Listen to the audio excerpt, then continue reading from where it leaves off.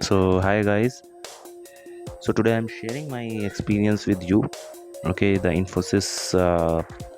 I have just appeared for the interview in Infosys for React.js.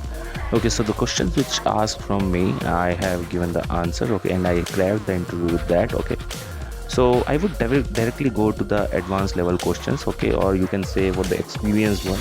Okay, these are not the questions for React beginners. For React beginners, I will uh, try to make the another video, okay, where you can see the interview questions, but this is for the experienced one. Okay, but still for beginners also can see the video, okay, if they know about the React little bit also.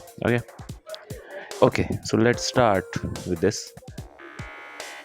So the first question they asked me was, give one basic difference between pros and state. So basically, pros are for properties and state are for state, which are both are containing data. This is the similarity, but of course, pros are immutable while the state is mutable. This is the basic difference between them. Okay, so pros are immutable while the state is mutable. Okay, it means both of them can update themselves easily.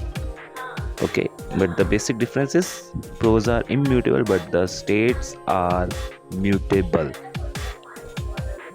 Guys, I will try my best that you don't get bored. Okay, I will try to answer you interestingly. Okay, and try to make it very simple. Next question asked from me was, how do you tell React to build in production mode, or what will you do for that basically? So basically, to answer this question, first I would go with that how to run it in development mode. Though I have not answered about the development mode, I have directly answered for production mode. But to make you understand and to make it simple, I am giving you this. Okay, 1 minute. So I would start with the development mode. Okay, one more thing, मैं ये हिंदी में भी करूँगा for my Hindi audience, और English audience के लिए भी मैं बीच बीच में इंग्लिश में भी करूँगा. ओके, तो मैं बताता हूँ पहले डेवलपमेंट मोड का आपको कि भाई अब रिएक्ट के अंदर भाई ज़रूरत क्यों पड़ती है प्रोडक्शन मोड की. भाई सीधी सी बात है, डेवलपमेंट मोड जब आपके पास है, तो अब जब डेवलपमेंट मोड में जब आप बिल्ड करते हैं रन, तो उसके अंदर बहुत सारी वार्निंग्स होंगी. ठीक है, जिसकी वजह जो आपकी हेल्प करती है हमारी वार्निंग की क्या प्रॉब्लम आ रही है उसको आप सॉल्व कर लो, वरना आपके पास इशू आ जाएंगे. ओके तो वो आपको सॉल्व करने चाहिए. तो ये हमारे लिए वैसे अच्छा है, ये तब तक सही है जब तक आप लोकली काम कर रहे हो, बिकॉज जितना ये वार्निंग्स दे रही हैं या जितना ये टाइम ले रही है, इस वजह से बिल्ड के ऊपर काफ़ी प्रेशर पड़ता है. तो उसकी वजह से बंडल साइज़ इंक्रीज़ हो जाता है, जिसकी वजह से आपकी जो ऐप है वो ओवरऑल स्लो हो जाती है, उसकी परफॉर्मेंस डाउन हो जाती है. तो जिसकी वजह से आप उसको प्रोडक्शन मोड के अंदर तो कतई आप उस चीज़ को यूज़ नहीं करना चाहेंगे. So you can't do that, okay, in production mode. Okay, so development mode is basically for to give you the warnings, okay, which you should solve out. Okay, so that it so that so basically it is to help you to make your app perform better in local mode only.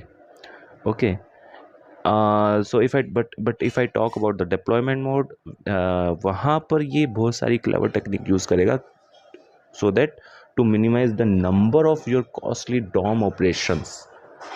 Okay, which is obviously required to update your UI. Nevertheless, you can say there are several ways we can speed up your React application also. So now let's go to the production build. तो अब production build की अगर मैं अब production के बारे में बात करेंगे तो बेटर रहेगा, क्योंकि डेवलपमेंट मोड, डेवलपमेंट मोड हमने समझा है. तो प्रोडक्शन मोड का पहले फ़ायदा देखते हैं कि भाई ये फ़ायदा ये करता है कि भाई ये it will create your very minified builds, minified bundles. Okay, bundle size minified अगर होगा तो ऑब्वियसली वो लाइटर वेट हो जाएगा. तो ऑटोमेटिकली आपकी जो ऐप है जो आप रन कर रहे हो, आप उससे आप उस एप्लीकेशन से आप एप्लीकेशन जो भी बना रहे हो, ठीक है, हो सकता है आप ई-कॉमर्स एप्लीकेशन बना रहे हो, उसमें जूते चप्पल बेच रहे हो, जो भी कर रहे हो, ओके। तो वो आपकी फास्ट रन होएगी। जब वो फास्ट रन होएगी तो कस्टमर को, आपके क्लाइंट को खुशी मिलेगी, या वो जो यूज़र जो यूज़ कर रहा है आपकी वेबसाइट से, आप वो उसको ई-कॉमर्स कोई भी शॉपिंग करवा रहे हो, जूते चप्पल, या I am just giving a example, okay. तो इंटरेस्टिंग बनाने के लिए अपने सेशन को, तो वो जब वो शॉपिंग करेगा उस पे, तो उस पे लोड टाइम जो होगा ऐप पे कम होगा, और उसको फास्टली चीज़ें दिखेंगी। जब फास्ट होती है चीज़ें 2020 के ज़माने में, अगर आप टेस्ट मैच की बात करोगे तो कैसे चलेगा दोस्त, है ना? तो so that's why your react recommends you that you should choose production mode only while deploying your react app. अच्छा, अब ये नेक्स्ट क्वेश्चन आता है कि ये होता कैसे है? ठीक है? तो क्रिएटिंग रिएक्ट एप्लीकेशन से लेकर उसको प्रोडक्शन मोड में रन करने तक के कुछ स्टेप्स होते हैं आपके। अगर मैं आपको थोड़ा-सा समराइज़ कर दूँ, अ, सबसे पहले आपका होता है भई, आप क्रिएट करोगे react app, obviously NPX create react app my app से। देन उसके बाद आप उस फ़ोल्डर के अंदर जाओगे। फॉर एग्ज़ाम्पल मेरी फ़ोल्डर का नाम माई ऐप मैंने दिया था, तो मैं उस एप्लीकेशन के अंदर जाऊँगा सीडी माई ऐप से। अब उसके बाद आपकी app.js है, उसके अंदर आप कुछ चीज़ें रिप्लेस कर दोगे, जो भी आपको मैसेज शो कराना है यूआई पार्ट में, और रन कर दोगे आप npm स्टार्ट से, और बाय डिफ़ॉल्ट 3000 मोड पे, 3000 पोर्ट पे वो रन हो जाएगा। अब हम चाहते हैं कि इसको क्रिएट करें प्रोडक्शन बिल्ड, ठीक है? तो सबसे पहले आप अपनी बिल्ड रन करोगे npm रन बिल्ड वाली कमांड से, ओके? तो सो या फिर आप क्या करते हो, आप यार्न भी कर सकते हो। तो यार्न की कुछ कमांड जो है, आप यार्न बिल्ड करोगे, और उसका वर्जन के लिए यार्न रन, जो भी वर्जन आपका है, वर्जन का नेम दोगे उसके अंदर, और उसके अंदर उसके बाद में आप उसके अंदर रिएक्ट रिएक्ट स्क्रिप्ट्स बिल्ड करोगे, और ये आपका क्रिएट कर देगा ऑप्टिमाइज प्रोडक्शन बिल्ड, ठीक है ना? और आपकी बिल्ड नाम की डायरेक्टरी से बन जाएगी। बिल्ड नाम की डायरेक्टरी आपकी बन गई, तो उसके अंदर आपका स्टैटिक, उसके अंदर ऑटोमेटिकली आपकी, अब आप सोचोगे यार ये मेरी बिल्ड डायरेक्टरी तो बन गई, तो क्या मेरा प्रोडक्शन मोड ऑन हो गया? नहीं भैया, ऐसा नहीं होता।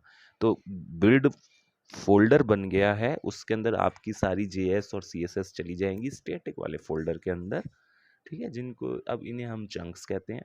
लेकिन अगर आपको ये प्रोडक्शन मोड के अंदर रन करनी है, तो अब आपको, अब आपका जो बिल्ड वर्ज़न बना है ना, उसको आपको सर्व करना होगा, okay? You have to serve that with a static server. तो ऑब्वियसली अगर हम सर्व करेंगे, तो उसके लिए आप क्या करोगे, उसके लिए आपने जो कमांड बनाई है वो ये है, आपको जो कमांड बनानी है, जो रिएक्ट के अंदर बनाई हुई है कमांड, वो है सर्व हाइफन एस, और क्या सर्व करना है, ऑब्वियसली बिल्ड सर्व करना है, ठीक है? तो और वो प्रोडक्शन मोड के अंदर उसका पोर्ट चेंज होएगा, ये ध्यान रखना, 5000 पोर्ट पे चलेगा। आगे आप 3000 पे ढूंढ रहे हो उसको। और एक और चीज़, जब आप देखोगे कि आइकन जो है बैकग्राउंड, उसका डार्क बैकग्राउंड होगा, जबकि डेवलपमेंट मोड के अंदर वो रेड बैकग्राउंड रहता है, ओके? ये डिफरेंसेस रहते हैं। तो ये था हमारा प्रोडक्शन मोड के बारे में, okay? In the next video I will cover more questions जो मुझसे पूछे गए, ओके? तब तक के लिए आप इन क्वेश्चंस को अच्छे से एक बार स्टडी कर लीजिए, इसको ध्यान में, ये नॉलेज को ग्रैब करना ज़रूरी है। नॉलेज ले लेने से कुछ नहीं होता, नॉलेज को इम्प्लीमेंट करना ज़रूरी है, ठीक है? तो आप इसको ध्यान में रखें, ये क्वेश्चंस को आप इनको लर्न कर लें और इसको समझें।